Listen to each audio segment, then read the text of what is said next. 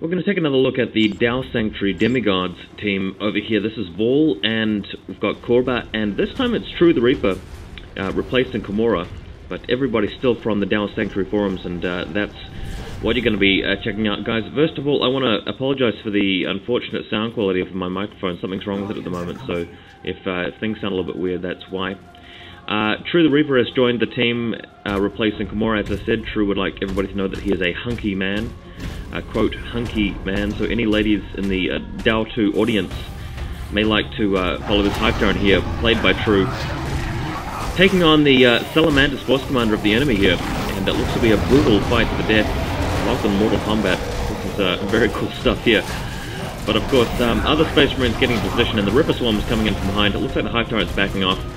Cool though, the Apothecary can show up and just heal the hype turret. This Apothecary has been played by Korbah, and the Salamander's Devastator squad coming from behind, but straight away the hype turret of True here is just getting straight stuck into the Devastator to knock them back, and man, all that healing going on from the Apothecary really makes this a lethal combination.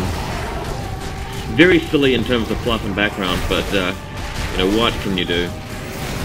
And over the other side of the battlefield here is myself, Vaul, playing against an opposing Eldar player who has the, I forget what this craft world is called, but it's the green one. I'm representing the same handcraft world here. And this is over at the left-hand side of the map, well, the northern side of the map if you're following the compass on the mini-map. And True and Korbah are facing off against their opponents on the other side. It's basically, I think it's two Space Marine players. The enemy has Salamanders player, Blood Angels player, and one Eldar player, and our side is Eldar, Space Marines, and Tyranids. So just a bit of a mix-match, team, racial, mix-up, match-up, composition, what have you. Looks like the enemy's X-Arch has died. Of course, I'm playing with the Warp Spider X-Arch, also known as the X-Arch. X-Arch. But back over here, looks like some Blood Angels are getting stuck in. They've taken the victory point right over the far side.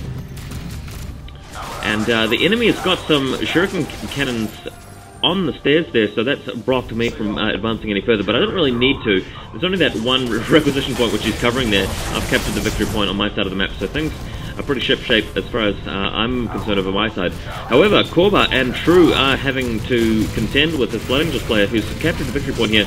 It looks like True has got some Tyranid warriors in to the equation, and he's getting stuck in with those. It's hard to tell what's going on here because the Space Marines are often the same color. I believe that Korbah is playing with Raven Guard and his opponent is Blood Angels, and Raven Guard have, sorry, not Raven Guard, Blood Ravens have the white shoulder pads as well as red power armor, but Blood Angels are just totally ready pink the whole way. It looks like True is taking back a victory point with his Ripper Swarms there, and the Hive Tyrant honestly in the foreground. I really like how this little bell tower building type thing really covers a lot of that ground there with the Korbah's got this staked out with this heavy bolter team.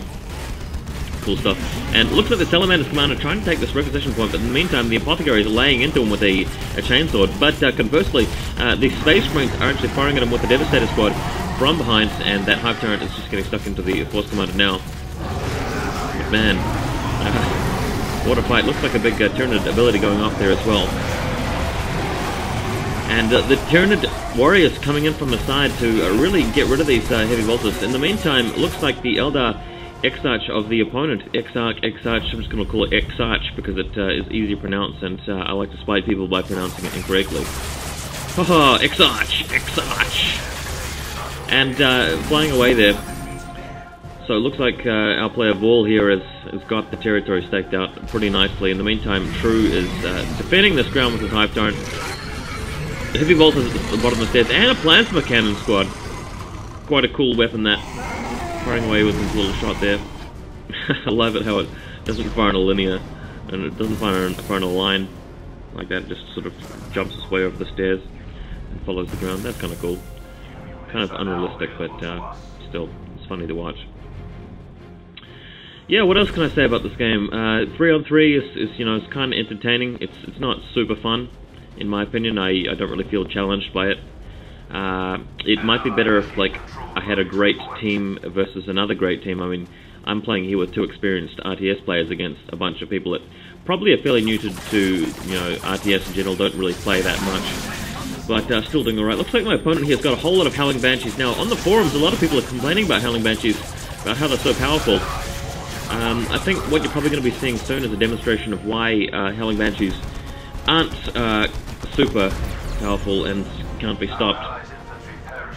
In fact, they can be stopped, as we're about to see, but it looks like Korbah is retreating here with his heavy bolters from this tower and to get them into a different position. He's going to man the top of the stairs here, and it looks like True has brought in some spore mines. Very deadly unit. Even though they got patched recently, they were the one things that they were like the one thing that Relic balanced in terms of their recent balance patch and various other crash bug patches. The spore mines, they managed the spore mines can be killed more easily, but as you can see here, True just laying the Space Marines with those spore mines and really causing devastation. In the meantime, what is going on over here? We've got more Eldar getting stuck in, and the Exarch being chased down there by some Warp Spiders. Here come the Howling Banshees, but are they going to be able to do as well as this Eldar player hopes against Warp Spiders? We'll find out shortly. In the meantime, just getting some healing back at base. But yeah, True is still pushing the Marines back. This is that Salamander's Force Commander with a Plasma Pistol and Power Fist. Very, very cool looking. Great abilities. Force Commander is a very powerful hero long term. He can get such great abilities, great war gear. It's really worth having for the long run. Love it when he gets Terminator armor and stuff. That's really cool. You can give him a heavy flamer or an assault cannon even. Good times. Looks like True's got a Zoanthrope as well. He's probably getting ready to use a Warp Blast or Psychic Storm or whatever you call that ability. Not too sure. But yeah, not too much happening here. The Eldar player that I'm opposing has totally staked up the stairs with those two shuriken cannons, so I can't push forward. But he's teleported some Banshees in, 2 squads of Banshees in fact, and laying straight into the Eldar forces of my own here. But the Warp Spiders are spraying them with their monofilament shot here. And if you take a close look, I don't know if those Howling Banshees have been upgraded or if they have an Exarch, but I'm not sure if it matters too much. As long as you shoot at them with a dedicated ranged unit, they do die quite easily. And here comes the second lot of them. Watch what happens here. Just charge them straight to the Exarch. Exarch gets out of the way. Banshees start focusing on the Exarch because that's what they were commanded to do, and now they're dead. So that wasn't too hard. The enemy Warp Spider Exarch is attacking the victory point. Is capturing the victory point over on my side. But I've got a Wraith Lord showing up now. This is how you deal with the shuriken cannon platforms. You just ignore them early on game, and then you either flank them or attack them with a vehicle, and that makes it very easy. In the meantime, our opponents, the 2 Space Marine players, East Blood Angels and Salamanders, have got themselves some Dreadnoughts. That's going to make a difference. And over on my side, the Wraith Lord is laying into the shuriken cannon platforms, and it's not going to be long before he takes out everything. And I think the enemy Eldar player is going to realise this, so he'll probably want to be pulling back. That will clear the stairs out of the way. Here he goes, he's pulling back. That will clear the stairs, and now my forces are free to move down and secure that power node and basically recapture all of that. Salamander's Dreadnought there under a bit of fire from that, well, we've got a couple of Zoanthropes in the background as well as the Hive Tyrant in the foreground. It looks like Korbah is bringing in a Blood Raven's Dreadnought of his own. So it's going to be Dreadnought versus Dreadnought for a short period of time, but with the help of the Hive Tyrant, that does make a difference. More spore mines coming in. All the spore mines get into the Devastators.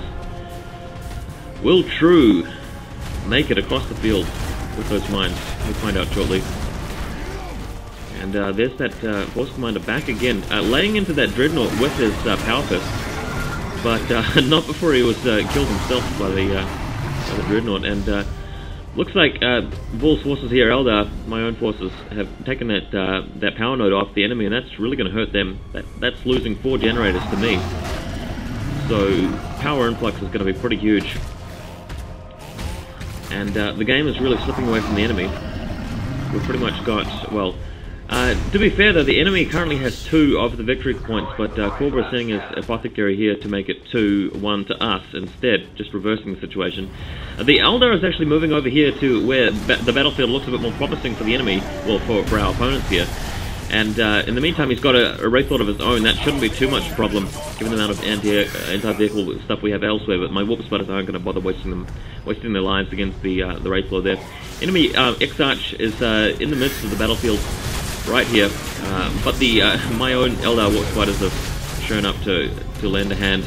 This little area here, this little courtyard, is where most of the battle has been happening most game, and it's probably going to end here as well.